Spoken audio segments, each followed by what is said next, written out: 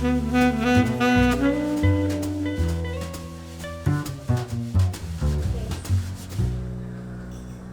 it's late October, and I know we're not in Kansas City, but they are playing baseball somewhere.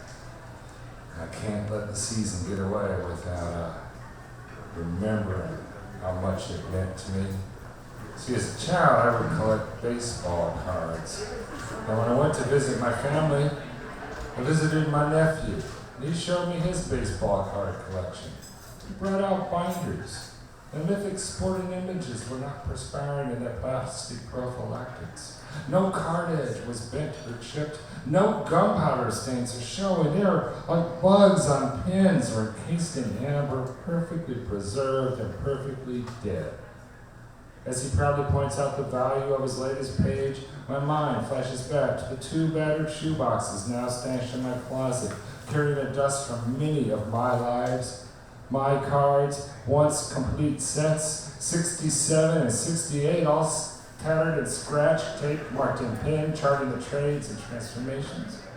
Me and Danny, we would play out a 187-game season with our teams. Keeping statistics, we took over my TV room, his den, masking tape bases, our trombone cases, making the walls of the house that Ruth built, the home of the Braves. Well, take me out to the ballpark. My butt is hot and sweaty, all stuck up with the imprint of the seats. My shoulders are burnt and my eyes can't seem to find the ball. It smells like a beer and a pound of salty popcorn with the hairy back in front of me screaming at the ump, "You must be freaking blind, you fat ass!" And the back cracks, back. The crowd lights up like a horny dog. All the faces smiling, clad in tank tops with sweaty caps up on their buzzed heads. Boys honing in on the biggest tits in the park between innings. As I engulf some cheese whiz and jalapenos on soggy, salty chips, I have a serious buzz coming on. The 10-year-old, who weighs about 300 pounds, steps on my foot as he fumbles to the john as I muffle a scream and wipe the cheese whiz on my shorts. I remember why I came. With the button ball, we would slide the pitch, roll the dice, and wear out the knees in many pants, sliding our cards after them. Now, 4 decades later, I can still see the muscular arms of Aaron, back on shoulders irregular for my guys, top right edge torn from bouncing off the walls, backside stats worn smooth for speed and swiftness, a sure threat to steal a base with the right wrist action. My last card in 67 was Mantle. I had amassed doubles and triples by the score, cutting the rookie cards and taping them on to expand the roster. And then I got him. A headshot. Mickey Mantle. A face looking stupid. I had him before Danny did. Kept him for reputation, then dove into the treasure Danny's uncle bestowed. Gil Hodges, Ted Williams, Whitey Ford. I got the doubles.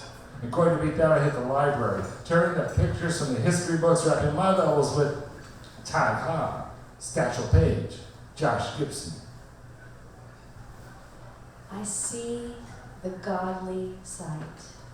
It takes me back to the ticket counter and the moment I said, "Hey honey, let's go to the game." Tight, round, and innocently bending for a ball is the butt. The dirty, dusty, $1 million baseball butt.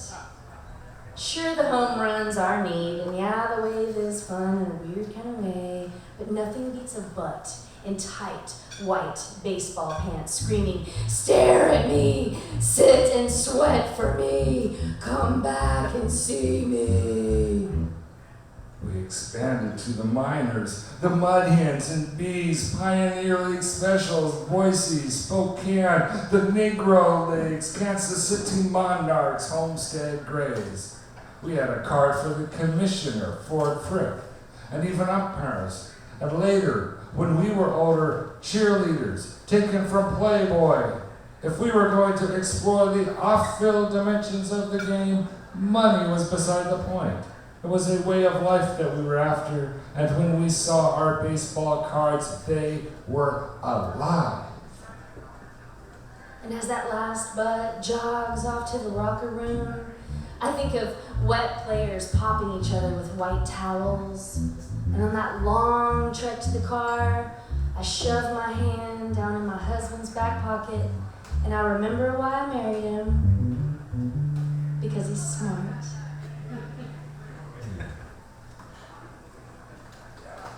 Yeah.